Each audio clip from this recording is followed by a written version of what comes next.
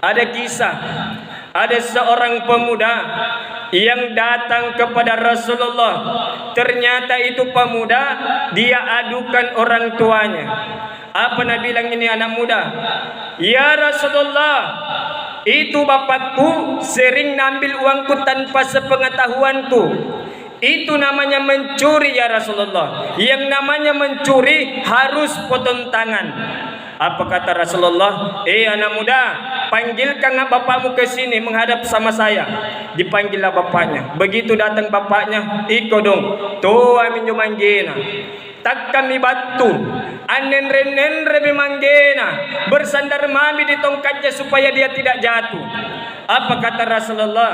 Patua, anak tak ini patua. Iya ya Rasulullah, anakku ini. Kamu sering mengambil uangnya ini anakmu tanpa sepengetahuannya. Iya ya Rasulullah, sering kuambil uangnya ini anakku, tidak pernah kau bilang-bilang. Ya Rasulullah, sebelum engkau potong tanganku, ada mau sampaikan ke ya Rasulullah. Apa itu patua? Dulu ya Rasulullah, waktuku gasing injia, waktu saya masih sehat, masih bisa bekerja, cari duit. Setiap ada makanan yang mau masuk di mulutku ini, begitu saya ingat ini anakku, tidak jadi ku makan itu makanan, ku simpan itu makanan untuk anakku. Dulu ya Rasulullah, waktu saya masih sehat, masih bisa bekerja cari duit, setiap saya mau beli pakaian baru, kupikir kini pakaianku tua nih. Begitu saya ingat ini anakku, tidak jadi ku beli itu pakaian, ku simpan itu uangku untuk kebutuhan anakku. Kenapa ya Rasulullah? Setelah saya tua seperti ini, toa makodong tena munaparutu suka anakku. Ya Rasulullah, jangankan uang dia sembunyikan dari saya, makanan saja dia sembunyikan dari saya. Napa cok uang akan rekan riana ya Rasulullah? Menangis Rasulullah. Bahasa jenggot Rasulullah. Apa kata Rasulullah? Anta wa maluka li abika. Kamu, hartamu milik orang tuamu. Patua, belanjakanlah sekehendakmu, ambillah sekehendakmu, karena itu milikmu. Tidak solat di yaumil akhir dapat siksaannya. Tidak berpuasa di bulan suci Ramadan di yaumil akhir juga dapat siksaannya. Tena nupa sulu kisakat hartanu, karena kikiriki sekeki di yaumil akhir juga dapat siksaannya. Tapi kapan kita durhaka kepada kedua orang tua kita, dunia, kubur, akhirat dapat semua siksaannya.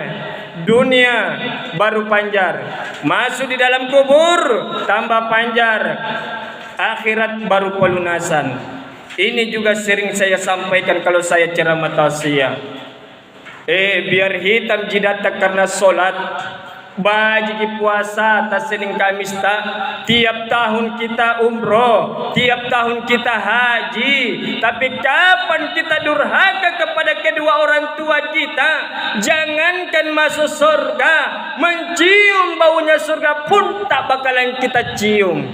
Apa buktinya Muskar? Ridallah fi ridal walidain, wasahtullah fi sahtil walidain. Ridha Allah bergantung kepada kedua orang tua, murka Allah bergantung kepada kedua orang tua.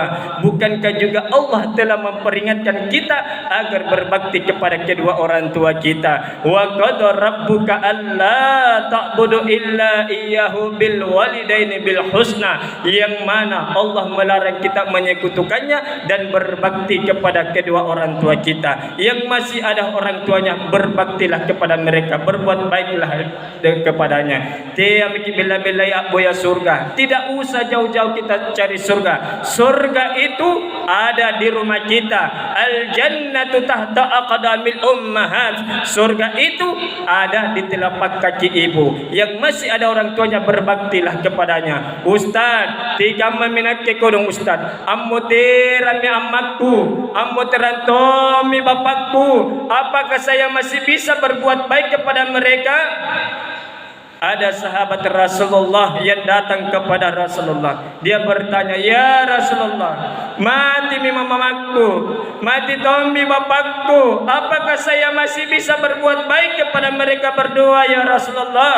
Apa kata Rasulullah? Anak muda, masih bisa kau berbuat baik kepada kedua orang tuamu walaupun dia sudah meninggal dunia. Bagaimana caranya ya Rasulullah? Yang pertama, doakanlah orang tuamu. Setiap solatmu doakanlah orang tuamu. Yang kedua, sedekahlah atas nama kedua orang tuamu. Dan yang ketiga, cari sahabat-sahabatnya, cari saudara-saudaranya, lalu berbuat baiklah kepada mereka. Sama saja kamu berbuat baik kepada kedua orang tuamu. Dan saya tambahkan, lampagi siarai kuburun atau tuata puna amoteran. Tidak dilarang jaki pergi ziarah kubur, dengan catatan jangan salah akidahnya, jangan salah niatnya. Silakan pergi ziarah kubur, tapi tujuan ziarah kubur satu, untuk mengingat kematian, bahwa kita akan mati masuk di liang kubur. Itu yang pertama. Yang kedua, untuk menghindari fitnah dunia. Jangan sampai kuburan atau tuata rak masagi tinggi rukuna jairo lorona, maka orang-orang di sekitar kita akan berkata kini mau anak na iyan tuh gak namamu yang ngasih zaman-zaman na kaya-kaya, tapi saya na kodong kuburan na tutuana tena mo na paruto sugi. Fitnah dunia.